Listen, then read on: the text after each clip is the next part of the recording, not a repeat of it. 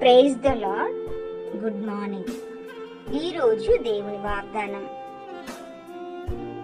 యోహాను సువార్త 14వ అధ్యాయం 18వ వచనం.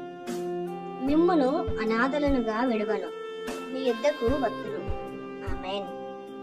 ప్రియమైన దేవుని బిడ్డలారా, ఈరోజు తల్లి తండ్రిని కోల్పోయి తోడబుట్టిన వారు నిన్ను విడిచిపెట్టి ఒంటరిగా ఇంటిపైన ఒంటి పిచ్చుకగా ఉండి, నేను ఒక అనాథను, నాకు తోడు ఎవరూ లేరు అని బాధపడుతూ దుఃఖిస్తూ ఉన్నట్లయితే ఈ వాగ్దానము నీకోసమే.